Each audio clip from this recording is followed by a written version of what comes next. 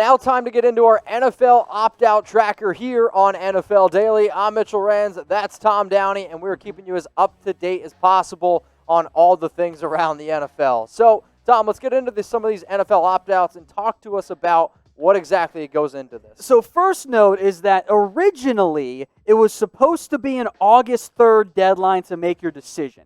However, it was going to be a week once the NFL and the CBA and the NFLPA agreed to this amended CBA. Hasn't happened yet. Yep. So the earliest this deadline is going to be is August 5th, and it's probably going to continue to add a day until these two sides actually get things done and finished. Correct. Once a decision is made, it is irrevocable. They cannot change their mind mid-season. Contracts will toll, so what that means is you will see some players actually save cap space for their teams as a result. Now, one of the ones that came across the wire today was Nate Solder, who was retired, and he cited the fact that his son is battling cancer as opted out as the main reason why he's choosing to do this right now. So this saves the Giants over $12 million in cap space. You're going to see Andrew Thomas now. He's going to be the likely left tackle. Obviously, they have a lot of confidence in him drafting him where they did, but Fleming now at right tackle. Cam Fleming is worrisome. I think he's the favorite. You might see Nick Gaither in that role. Maybe Matt Parrott's ready to go, but I don't think that's the case. So Thomas was the left tackle of the future. Now he's the left tackle of the present. So I'll go to the New England Patriots, who don't have one, not two, not three, but 6 players thus far have opted out. The 3 big ones are Hightower, Marcus Cannon, and Patrick Chung. All 3 of those guys are key starters. Some of the other guys are more rotation players / someone who probably wasn't going to make the roster in Najee Torin, Brandon Bolden, and Danny Vitale. Special teams / fullback guys. The linebacker spot now, in terms of the impact, it's a weird defense Patriots runs. It's kind of a 3-4, kind of a 4-3. Those outside linebackers are mostly pass rushers. Now, you might see Josh Uche play some off-ball. Maybe Anthony Jennings play some of that inside linebacker role. But there's really Juwan Bentley and Thor. Chase Winovich is a pass rusher. So it's very awkward right now for the Patriots. They're thinner than what they wanted to be. That's also true on the offensive line. Marcus Cannon was a very, very good starting right tackle. He's out now. I think Yadnik just ends up being the starting right tackle for them. So I'm curious to see how things happen on that front, but it's going to be an interesting setup there. Meanwhile, in the secondary, they've got some options to replace Patrick Chung. Maybe Kyle Duggar ends up being the guy as a rookie. Maybe Juwan Williams, who I listed at cornerback, maybe he ends up going over to the strong safety spot. But no team has been hit harder by these opt-outs so far, and I'm sure we're going to get more in the coming days than the Patriots. They think it's over, but we will see if that's actually the case right now. So I'm going to make this the pinned comment on today's video, and what exactly does that mean? That means when you click onto this video, it's going to be the very, very first comment, so please go ahead and go get your votes in. Give me a Y for yes, N for no. For those of you that are watching this on YouTube, you're going to get hit with an ad break, so scroll on down. Y for yes, N for no. Are you upset about players opting out? Next guy here on our list, the Anthony Thomas.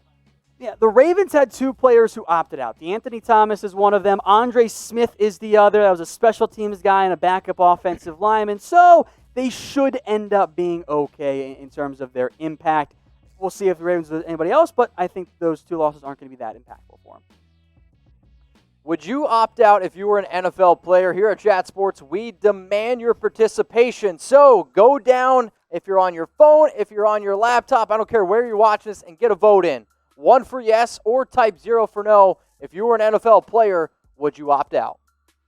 One of the bigger name players, Tom, Marquise Goodwin. This one came across. Yeah, Goodwin cited that he has a 5-month-old daughter, and he and his wife have already had several miscarriages, and they're just worried about the health of their new child. The Eagles traded for him during the NFL draft. He's going to opt out. It'll save the Eagles a couple $1 million, and then they'll try again next year in terms of him making the roster. They have other speedy options. I think they'll be okay, but they were hoping he was going to make an impact for him this season. Marquise Goodwin said families first. He's just trying to keep his family safe, and hopefully y'all out there are trying to stay safe as well. You can do that by going to chatsports.com/stay safe. The single face mask is for only $14.99. If you're looking for 2, we also have packs of 3. And if you want the best bang for your buck, the pack of 4 face masks is the way to go. That one that you see on screen, only $29.99. But if you go to the link, chatsports.com/staysafe, you can get any single NFL team that you want. What were you going to say? You can get 4 of them for that deal. Oh, I thought you said or. Yeah. I thought you said or. That's my bad. Sorry, couldn't quite hear him. Go in the comments, go in the description, get yourself a mask, stay safe.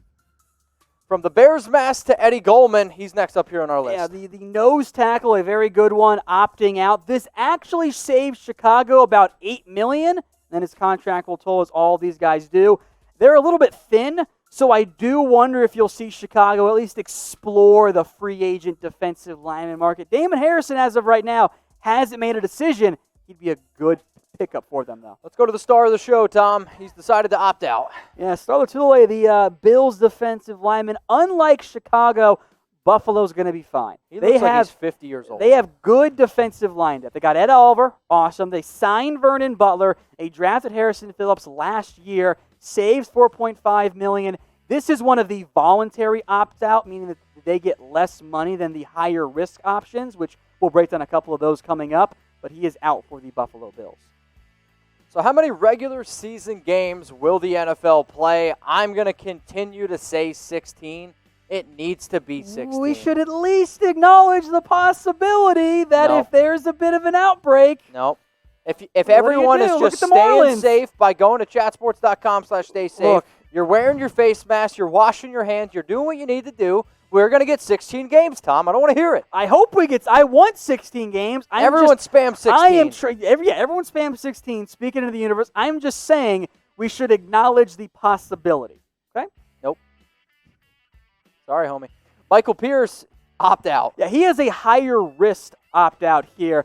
3 years, $27 million. He just signed that deal in free agency. So from a contract, it actually kind of becomes a 4-year, $27 million deal. They just don't get him for this season. This saves Minnesota about $3 million in cap space. It's actually going to cost them a little bit more than that on this year's salary cap. So not ideal for Minnesota. Now they're thin at the defensive line too. For the Green Bay Packers, Devin Funchess, wide receiver or a glorified tight end? Speaking of thin, that is the Green Bay Packers wide receiver setup. Devin Funchess will now have played 1 game in 2 years since he's opting out. Baller. This was the Packers, I'm going to put this in air quotes, addition. Because, I mean, maybe Reggie now it's a subtraction. Beggleton, the Canadian guy, is going to make an impact. Devontae Adams, MVS, Alan Lazard, I don't like that. And I wasn't confident even with Devin Funchess on that roster. Maybe they should explore something else. But with no Funchess, the Packers did not help Aaron Rodgers this offseason. They didn't.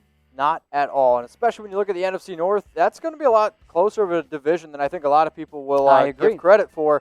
So who's going to win this? If it's going to be the Green Bay Packers, type GB. I think it's going to be the Chicago Bears, type CHI. Minnesota Vikings, type MIN. Or the Detroit Lions. Tom, who are you going to go with? But before you give us that, I'm going to give some shout-outs here. Okay. Tom Johnson, Vikings. Ryan Dixon says the Vikings as well. David Vilma is going to go with the Detroit Lions. Brandon Lau going to go with the Lions. John Asplin Jr. with the Packers. And then one more shout-out to 38 Sniper. Also going to go with the Green Bay Packers. Tom, where are you going? I'm going to be a coward and take Green Bay as well. It's the coward's way out, but I'm going to do it. It actually wouldn't surprise me if you see all 3 teams here above 7 or around 6 and 10, above 7 and 9. It's going to be a close race. You went Packers. You know what? I'm going to go a little bit different here. I'm going to go with the Minnesota Vikings. Arguably one of the biggest names and probably the most recent, if you're watching this live, Damien Williams. He's opted out, and a bit of a surprise. I didn't think he was going to because he's fighting for a role, a key role, and not only that, a contract next year. Yep. This was the last year of his deal. Now it tolls, and it's giving Edwards-Helaire a chance to truly become that lead back in Kansas City. I think that ends up happening. The contract will roll over, and he'll be even cheaper next year for Kansas City. This saves them like $2 million in cap, which isn't a lot, but it adds up if you're paying Mahomes and Chris Jones. You know? I mean, the Chiefs, they drafted Edwards-Helaire in round 1, 31 overall. You go out, you sign a player in DeAndre Washington. I like Darwin Thompson a lot. I think he's a very talented, athletic running back. But for Damien Williams, I mean, yes, you look at the Chiefs' offense being incredible. Damien Williams was a big part of the reason why they ended up winning and coming back in that Super Bowl. I was fairly surprised in this one, but he wasn't the only Chiefs player. First one, actually. Yeah, Laurent Duvernay-Tardif was the first player to announce he was opting out this year. He's going to go be a doctor in Canada. because he is a doctor, which is, you know what, as far as excuses go, or reasons I should say go, I feel like that's a pretty darn good one. I'm going to go, help the pandemic, and I'm going to be a doctor. Okay, good for you. Good for you, man. Well, I can guarantee you I am never going to be a doctor. Not smart enough. Yeah, that's a fact here. Maybe if you guys are smart enough, take advantage of this deal we got going on here thanks to our sponsor. You can go to chatsports.com/WFT gear. You can get Washington football team's new gear. You put this on the show, and I was like, I can't believe that they have this already. I actually think they look pretty good. I think this works. I'm actually surprised and impressed that the Washington football team was able to put together some good-looking gear in such a short period of time. So it's T-shirts and hoodies right now. It's all available at chatsports.com/WFT gear, as in Washington football team gear. That's pretty long, so we abbreviate it to WFT gear. If it's confusing you, don't worry, guys. It's in the comments. It's in the description as well. Speaking of, we do have some other opt-outs that we have. So Caleb Brantley, defensive tackle. Look, most of these guys, we're not going to spend. You guys don't know who these are, and that's expected. Caleb Brantley, defensive lineman. Eddie Vanderdoes actually leaves Tennessee. The Texans kind of thin at defensive tackle. Jordan Mack was an undrafted free agent. Kyle Pecco and John Atkins were maybe backup guys. The Saints lost 2 backup tight ends in Cole Wick and Jason Vanderland. Chance Warmack back in the NFL and quickly out as well. 2 Browns players as well. Drew Forbes, who I thought was actually going to fight for a potential role on this roster. He's rich. He's fine. And then Drake Dorbeck, good joke there, Mitch. It was also an undrafted free agent. Then Leo K, not even going to try, with the Jets, was on the roster, didn't actually play for them. Maurice Canady and Stephen Guidry probably weren't going to make the team. Larry Warford is an interesting name there. He could have started somewhere this year. He's a free agent, but he chose to opt out. And then the final one for now, I'm sure this will change, so make sure you're subscribed, is Anthony McKinney, another recent undrafted free agent.